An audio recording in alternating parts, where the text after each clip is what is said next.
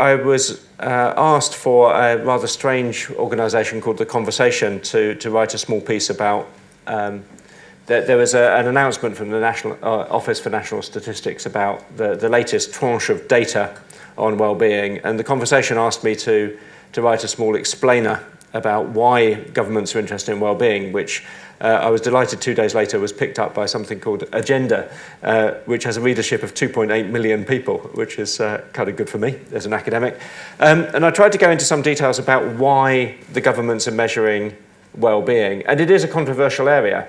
It's controversial because when the announcement was first made that the government was going to invest quite a lot of money in the concept of measuring well-being, the then General Secretary of the TUC, the Trades Union Congress, said that it was a right-wing conspiracy to detract ourselves from the terrible economic situation that the Tories had left us in. And that we should ignore it because it was a right-wing conspiracy. And the Daily Mail said that it was a left-wing conspiracy designed to introduce socialism by the back door, but on the same day, which I thought was quite interesting. It was also described as David Cameron's happiness project, which is wrong for several reasons. First of all, if anybody in the coalition government a few years ago was behind the measurement of well-being, it was Nick Clegg.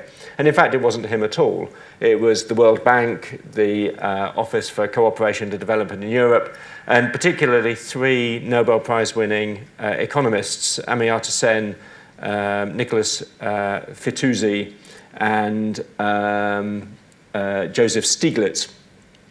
And their argument really was that for both poor people and rich people, focusing on well-being matters. There's a fourth Nobel Prize-winning economist, Angus Deaton, won the Nobel Prize this year, is well known for describing what's called an asymmetric relationship between wealth and well-being. So for very, very poor people or for very poor nations, when you make an incremental increase in people's absolute wealth, their well-being increases quite dramatically. For rich countries and for rich people, incremental increases in wealth doesn't make an impact on their well-being. And that's interesting in itself because it suggests that when you're talking about well-being, it's not possible to make a straight one-for-one translation between well-being and money. It's not possible to do that because it matters differently for poor people than for rich people. That asymmetry, I think, is probably the most fundamental thing about well-being, which is that if you are going to invest the wealth of a nation in improving the well-being of its citizens, which is the whole point of government, then you've got to focus on well-being rather than wealth.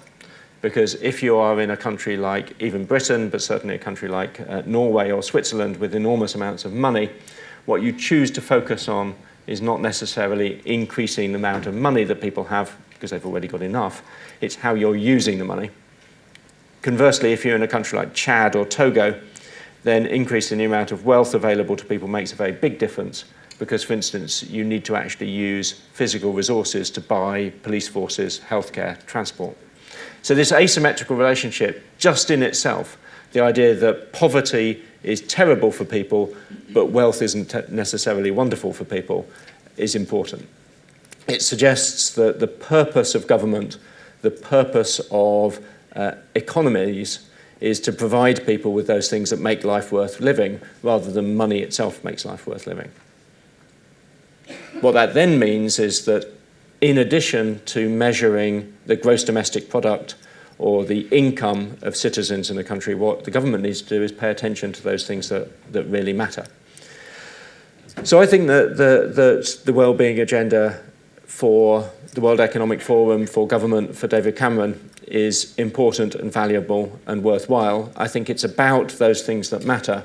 And as I come on to show you, I think that a focus on well-being is compatible with my notion of psychological well-being, with public health, indeed, actually with what health is about.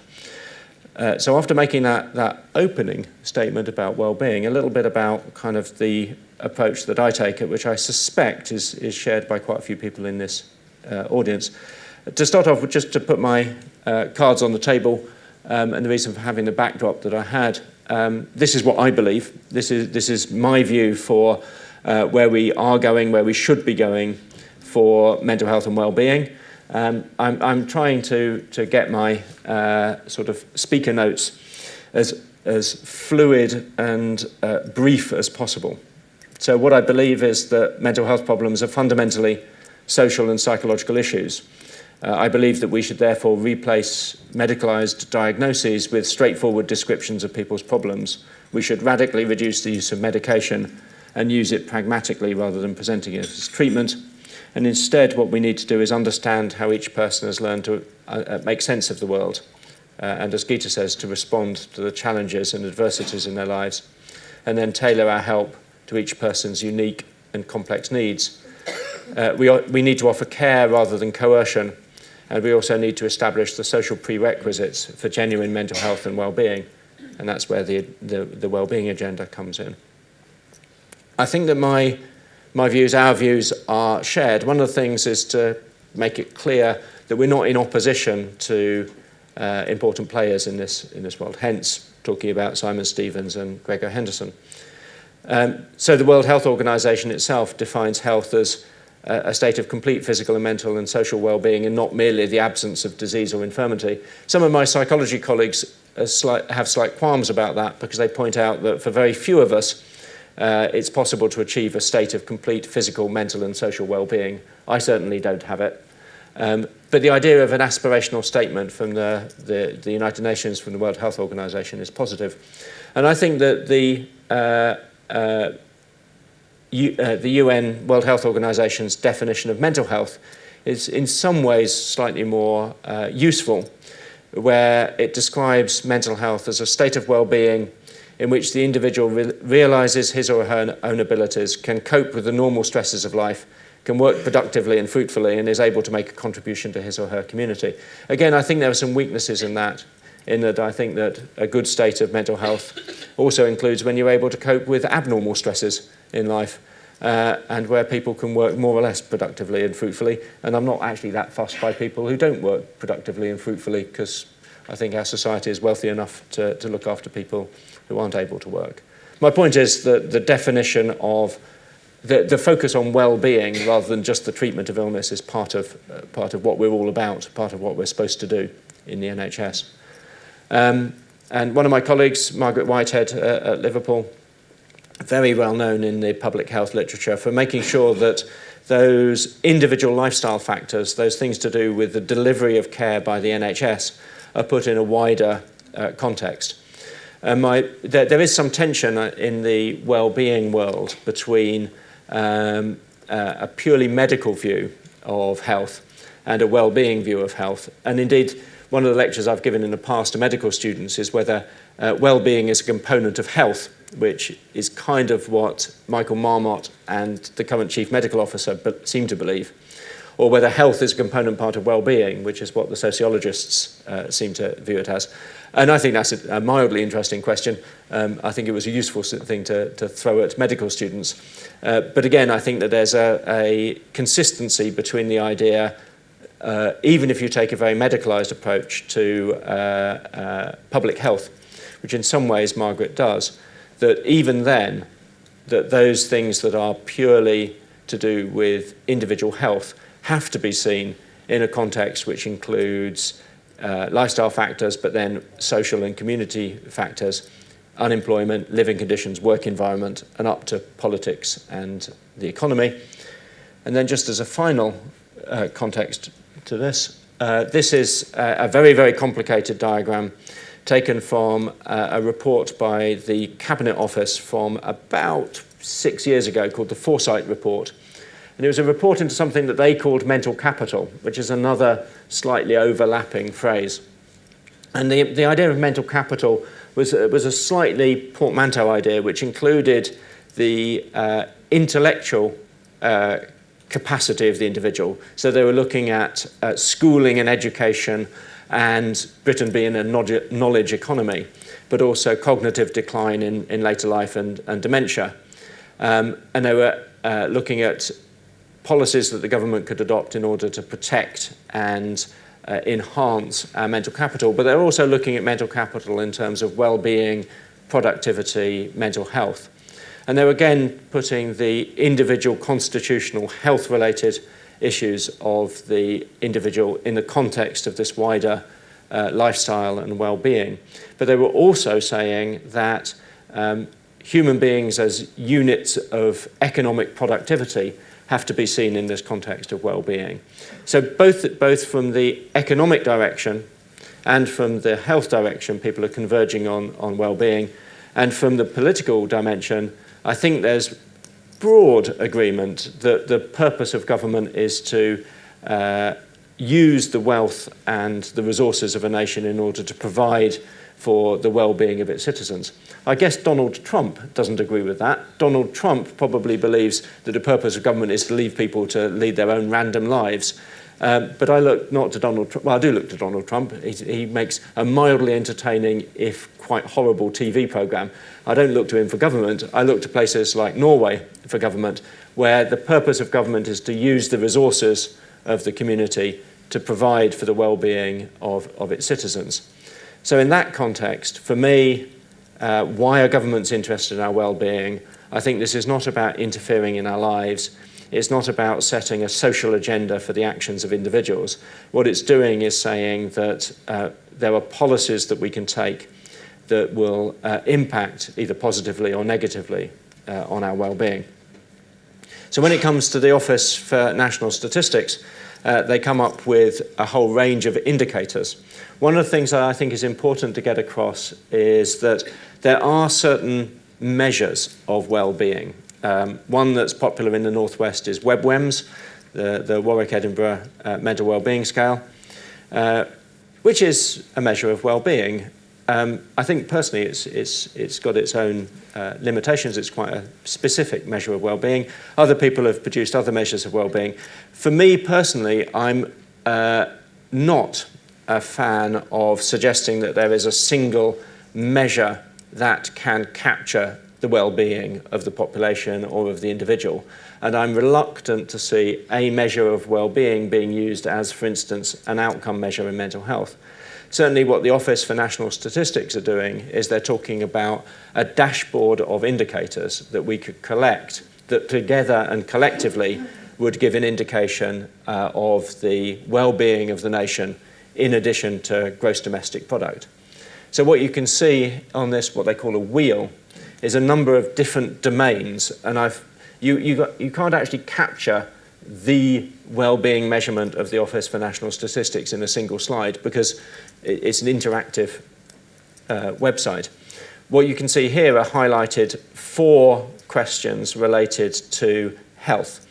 So the key dashboard indicators for the Office for National Statistics in the domain of health would be healthy life expectancy at birth. So at the moment what you can see is that in 2006 to 2008, men were living on average 62.5 years when they were born. Well, when they were born they could expect to live 62.5 years, females a bit longer, and by 2009 that figure had gone up to 64.2. Now you can have a discussion about whether it's a good idea to have people living longer. When I was young, I thought that there were too many old people and they're using up the world's natural resources, and basically it'd be a good idea for people to die off at about the age of 50.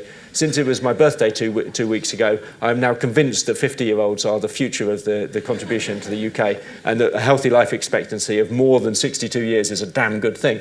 But the point is that to measure well-being, you include life expectancy. You also include the number of people registered with a disability or with an illness, and it's either a good or bad thing if the numbers go up. It might be a good thing because you're identifying people for whom you can offer help. It might be a bad thing because there are more disabled people. How many people say on a subjective measure that they're satisfied with their health, and how many people indicate that they are currently experiencing either depression or anxiety. So that's not the... To answer yes to a question, are you currently experiencing depression or anxiety, is not the measure of well-being, but it's one of the measures that will contribute to this wider example. And of course, health, which is in the yellow, is only one of a number of different domains, and they include our relationships. So we're interested in number of people in a committed relationship. We're interested in a number of people who have somebody that they can rely on, people who are satisfied with their family life, and we're interested in things like domestic violence. And again, seeing the number of people identified, seeing the number of criminal incidents of domestic violence go either up or down may be a good thing or may be a bad thing in statistical terms, because most domestic violence, certainly several years ago, was unreported. And if you have underreporting, it's a good thing for the nation to find more of them. Of course, it's a bad thing if they are actually increasing. And as you can see, there's a whole range of different domains. The point is not that there's a single measure, so you can't say that the UK is happy to the extent of 72.8% and that next year we hope it goes up to 72.9%. The point is that we're measuring how many fish there are in the North Sea, the average distance between a person's place of residence and their nearest family doctor, their life expectancy at birth, whether or not they're in a committed, stable relationship. There's a number of measures. And as the Office for National Statistics itself says, measuring what matters. So money may or may not matter. It certainly matters for poor people. But what also matters when you're wealthier are things like relationships, personal well-being, employment, the economy.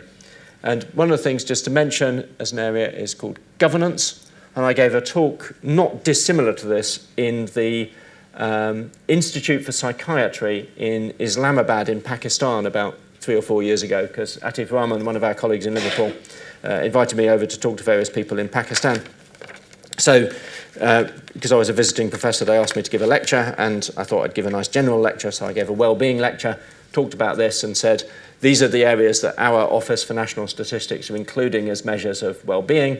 One of them is governance. So, for instance, one of the measures that we regard as good for the well-being of a nation is the proportion of people actively involved in the democratic process and voting in local elections. And there was a smattering of applause from right at the back of the auditorium, whereupon my host, who was the director of the mental health services for the Pakistani army, and a brigadier in full dress uniform, stood up, walked to the front just in front of me, looked at who was clapping, nodded, and then went back to sit down again.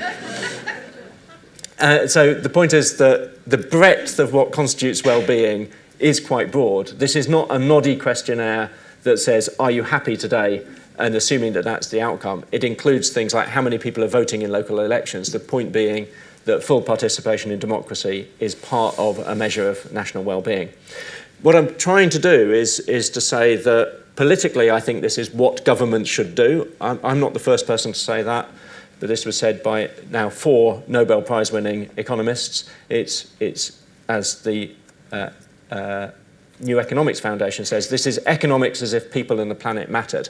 So the accumulation of stamped pieces of metal with a dead sovereign's head on it, collecting money is not necessarily the end point, it's what you do with it. Spending money on infrastructure and protecting citizens when you're poor is important.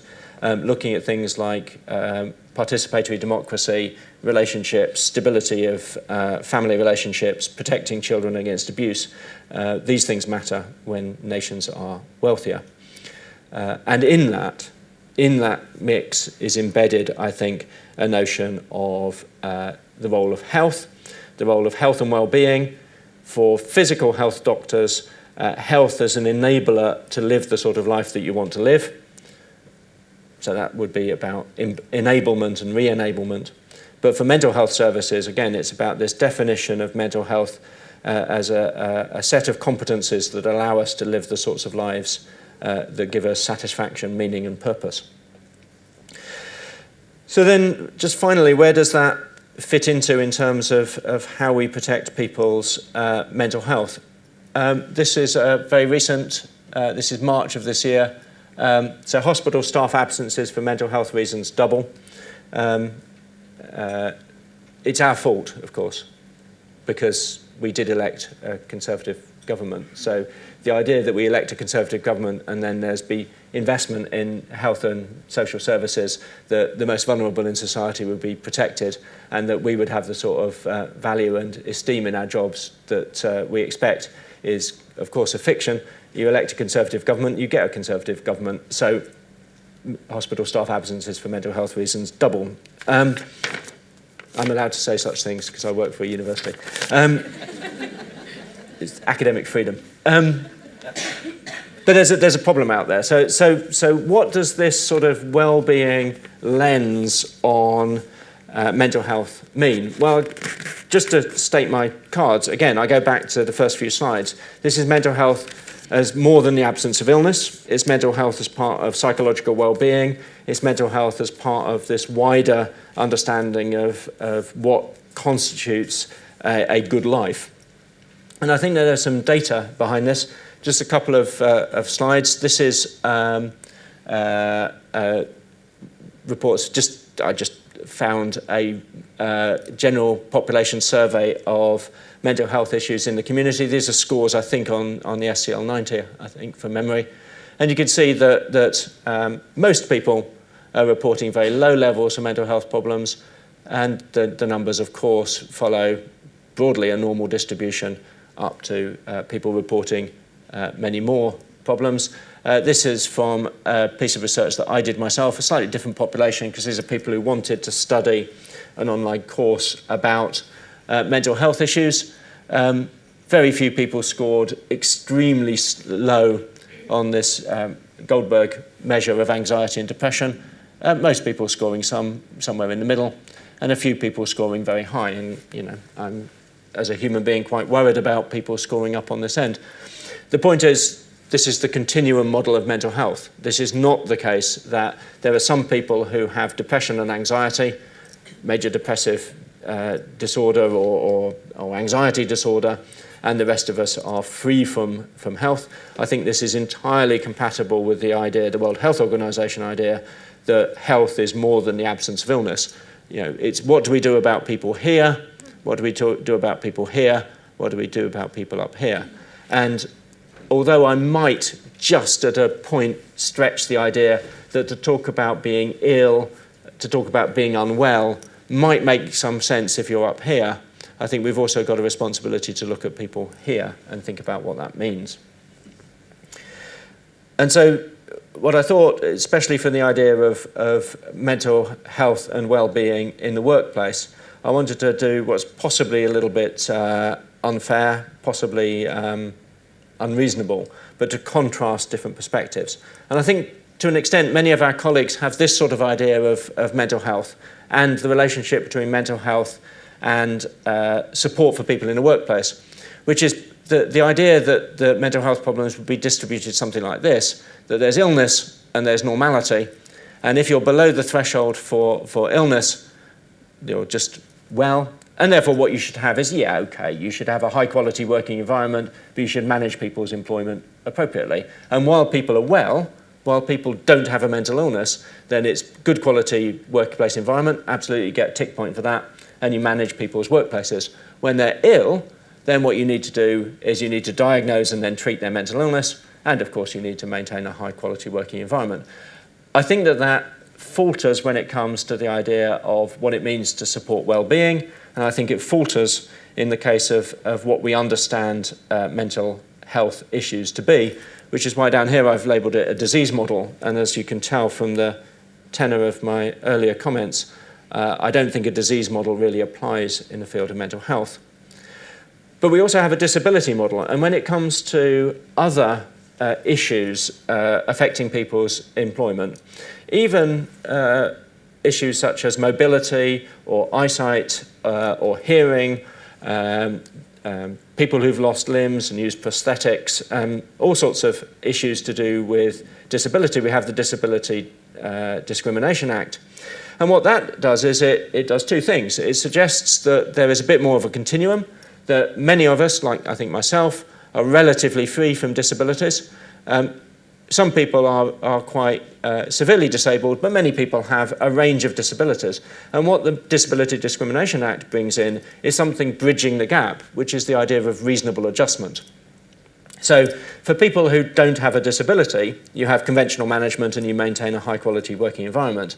For people whose disability means that in all legitimacy they are unable to do the job, then they need to be found different employment. And it would be very difficult, for instance, to have significant eyesight problems and be a security guard at Sharm el-Sheikh Airport. That would not go down well. It also seems to be the case that you shouldn't buy fake bomb detectors from British conmen as well, which seems to be what's going on. But in the middle, there's reasonable adjustment. So the employers make an adjustment, but the adjustment isn't carry on working, nor is it we'll ignore your disability. It's to take account of the disability. And I think that model broadly fits in well with the idea of a psychological well-being approach to supporting people and their mental health in the workplace. And I'm suggesting that what we should be doing is thinking about identifying and mitigating psychological risks and responding to people's needs rather than identifying mental illness and then referring people on. So there might be some, in my opinion, quite arbitrary idea of the identification of specific so-called disorders.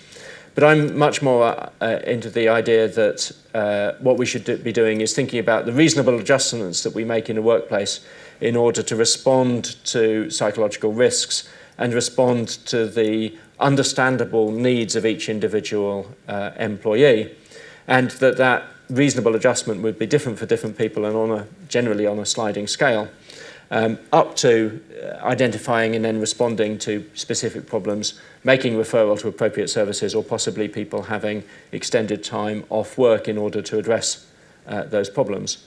So I think that a continuum model and a disability model also fits in with the idea of a well-being approach to psychological risk and health at the workplace. And just to wrap things up,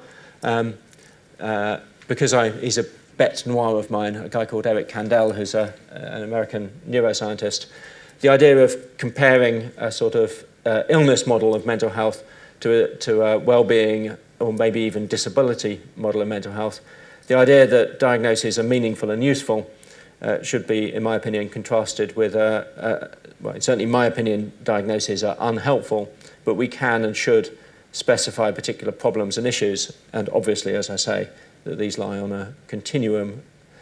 Just to bring this home, I was listening very carefully to what Geeta was saying, and the idea of post-traumatic stress seems to me to be a reality, that people are exposed to a trauma and it's stressful, and some people therefore experience, I think we all would, post-traumatic stress. I was listening to a very well-known American journalist a few days ago called Joe Klein, who writes for the New York Times and Time magazine, and he was giving a talk at the American equivalent of Help for Heroes, and he was saying what people say at such situations about how proud he is of the sacrifice made by people defending, in his case, America in times of war. But then he went on to talk about the mental health support that those people need when they return. And then he stopped and he goes, I just don't use the term PTSD anymore. He goes, I think it's insulting to veterans. There's obviously post-traumatic stress. These people have been through traumatic situations and it's very stressful. Of course there's post-traumatic stress. I just don't think it's a disorder, and I think it's insulting to people to suggest that they're disordered. There's no disorder here. There's just post-traumatic stress. And then he went on with his talk, and I think he's completely right. I also think we're winning the argument, which is a very good thing. So instead of talking about post-traumatic stress disorder, I think we should be talking about post-traumatic stress. And already you can see, I hope, the idea. So if we're talking about looking after paramedics, I think the idea that being a paramedic is a stressful occupation is obviously true. The idea that we should make reasonable adjustments in order to cope with the inevitable stresses of their job strikes me as completely right. And therefore, by definition, it strikes me that both a continuum model, a disability model, and a well-being model seems more appropriate than exposing our colleagues to stress, waiting until they become ill, and then trying to treat them for the so-called illnesses. It doesn't make much sense to me. And so I would say that the idea that people are either well or ill, that there's some biological abnormality, that we then refer those people for treatment by some sort of healthcare professional, contrasts, I think, with the idea that specific problems and issues can be identified. They lie on continua and reflect psychological normality. That therefore what we can do is make reasonable adjustments and offer therapies that address each person's particular response to their circumstances. And we can therefore, in my opinion, get access to healthcare and psychological care proportionately early and on the basis of making reasonable adjustments to a person's particular circumstances and the particular stresses that they find at work. And there you go. So thank you very much.